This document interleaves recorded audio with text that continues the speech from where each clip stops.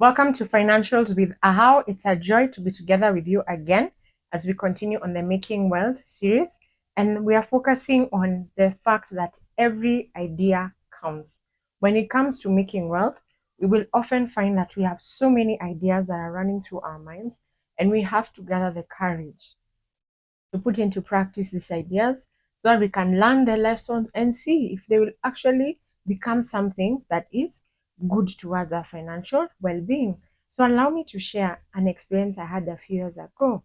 I lived in an area that is very upcoming and had a lot of small shops. And one of the things that was good about that meant that you could access so many things within a small locality just to the level at which you needed it. And one of those things, for us women is things to do with our hair. And I remember having moved to that area, it was a bit far off from where I used to live.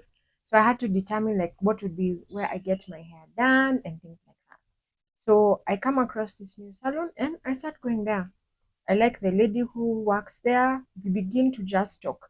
So I'd go from time to time. She does my hair. I leave.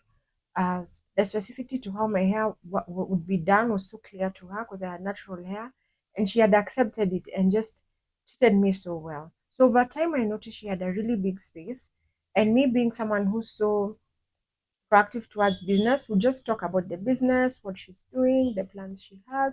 So she would tell me, oh, how sometimes she'd hire out part of the space to others. And she'd been having this desire to put in like a beauty section and add additional hair products beyond now what she does in making hair. So as I sat down and thought about it, she just happened to mention, by the way, is this something that you could consider doing? I'd never thought about it like doing hair in terms of selling hair products and beauty products. But then, by God's grace, I had a friend who was also very business minded. So we sat down together and we were like, you know what?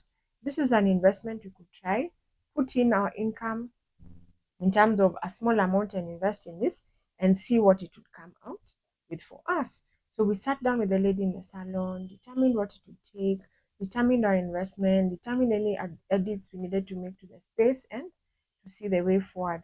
So after some time, my friend and I, we took the thought up, we decided that it's worth doing, and believe it or not, within a short period of time, we had done a bit of renovation, gotten the beauty products, and also began to do the hair products.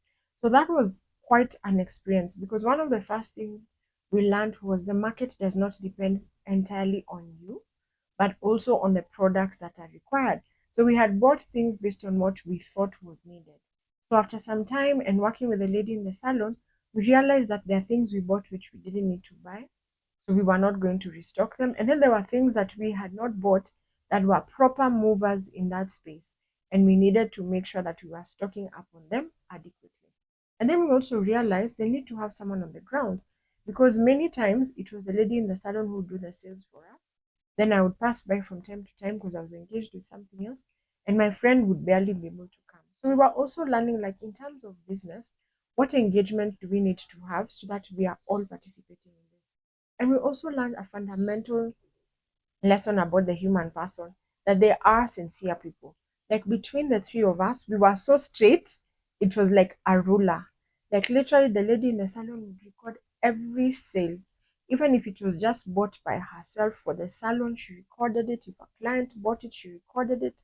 Then between my friend and I, we were so defined in putting the finances of the business open to each other.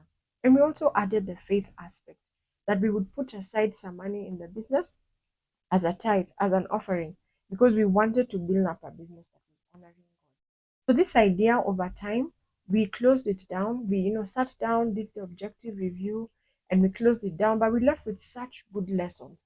And we had started it off so well. We had signed an agreement. So we even had very clear terms of how the business would close. And we left there with lessons that have been so key to date towards our financial. And that is something I want to encourage us. When there's an idea, don't be afraid to go out with it. Don't be afraid to invite others. Don't be afraid to also close it off when you realize that it has served its purpose and it's no longer growing as you desire. And some of the reasons we closed it down was I was moving from that area, what I said, and I could no longer actively monitor the business. Then we also needed to put in more capital that we didn't have at that time. So there were simple things, but we had really learned a great lesson. And to encourage us to write our ideas, pray through our ideas, invite God to strengthen us to do these ideas, and invite others to do them with us. Thank you so much for listening, and I'm trusting that your ideas will be something you put to fruition and learn from them. Thank you so much. It's a how. Until next time.